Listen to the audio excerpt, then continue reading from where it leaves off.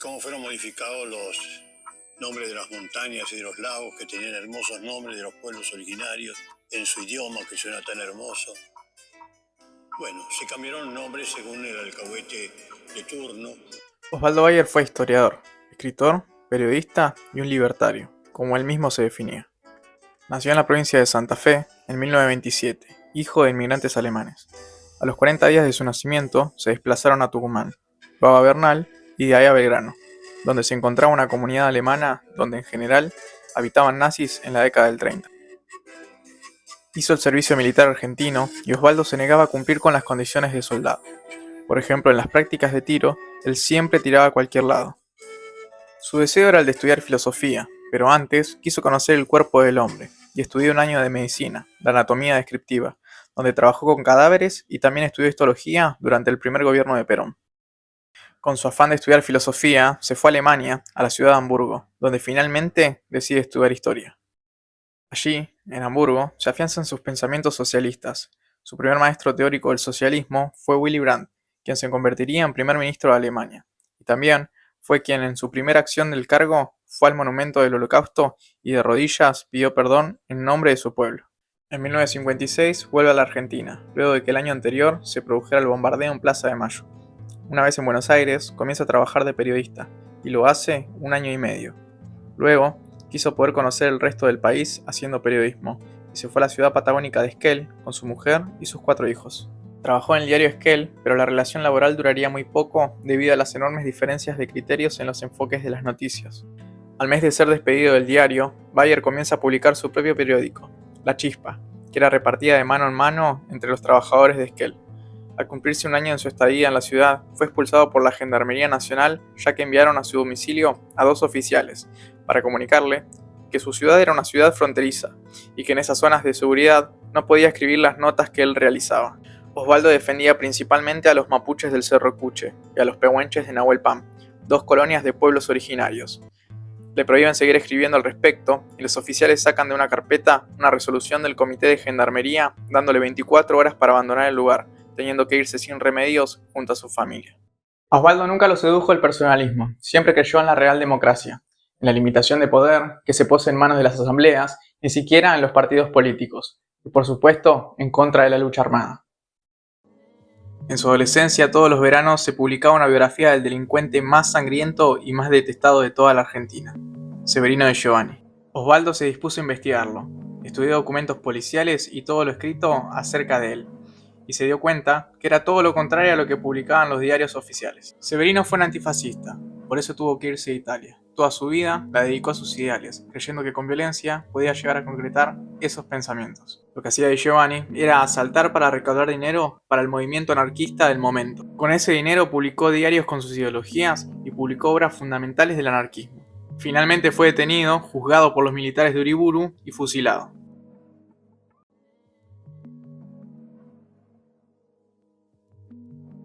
Osvaldo escribió ese libro para llamar la atención de la juventud, que por ese entonces quería imitar la Revolución cubana, y así demostrarles que hasta los mejores se pierden en la violencia.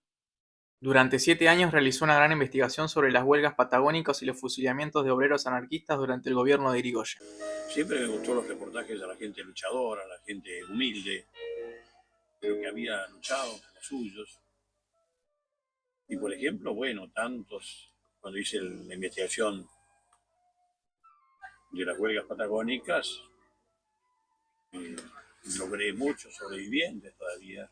Terminada la investigación, realizó un libro, Los Vengadores de la Patagonia Trágica, y un film, junto al director Héctor Olivera, La Patagonia Rebelde.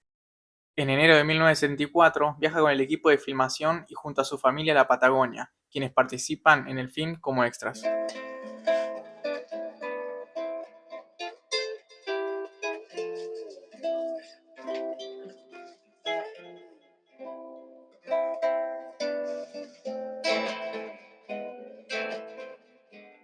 Una vez finalizada la grabación del film, quedaron en un limbo. No se aprobaba ni se rechazaba desde el Estado. Desde el 4 de abril hasta el 11 de junio tuvieron que esperar para poder estrenar el 13 del mismo mes.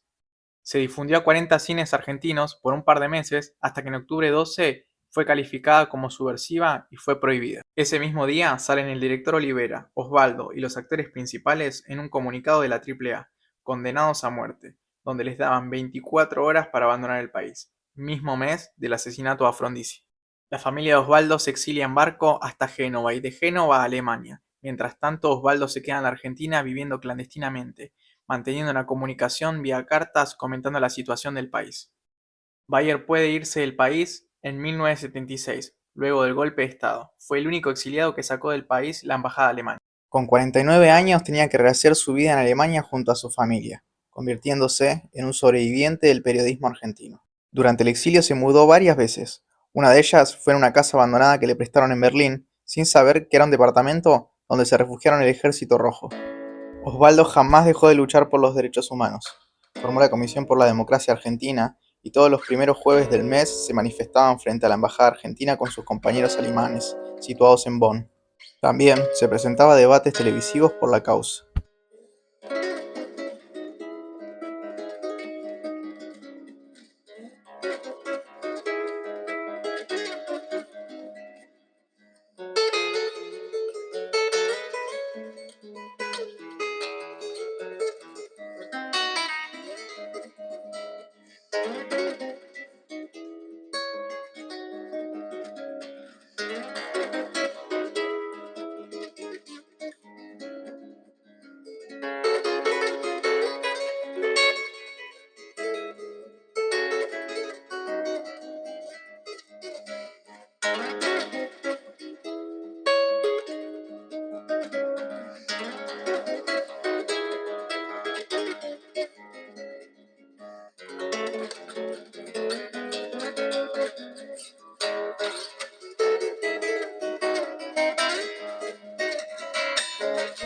Junto a Osvaldo Soriano, Cortázar y Gavetta, crearon el Diario de los Exiliados que salía en París, e hicieron más publicaciones en formato diario y cuadernillos de denuncias que los antinazis alemanes. El crimen de Bayer había sido escribir esos tomos, y poco a poco se fue enterando de los asesinatos o desapariciones de sus colegas y amigos. Desde el exilio, siempre luchó por la libertad de sus compatriotas que atravesaban la violencia de los militares golpistas. Osvaldo pudo volver a la Argentina 8 años después, deseoso de poder mofarse del militar que le había asegurado que jamás volvería a poner un pie en esas tierras. Siguió luchando a lo largo de su vida y alzó la voz de los que no tenían los medios suficientes para ser escuchados, fiel compañero de las madres y abuelas de Plaza de Mayo, así como de los pueblos originarios. Mantuvo su vida trabajando 6 meses en Argentina y 6 meses en Alemania, acompañando a su familia que ya se había instalado en el viejo continente. Los derechos humanos, ¿qué pasa con el gobierno? No los ve, los deja de lado. No puede ser. Realmente hay que empezar a salir a la calle. Realmente necesitamos una fuerte conducta en los derechos humanos. No dejar avanzar nada que pueda coartar los derechos humanos. Empecemos. No dejemos pasar el tiempo. Tomemos sí, con toda fuerza ese deber. Los derechos humanos en primer lugar. Hagámoslo.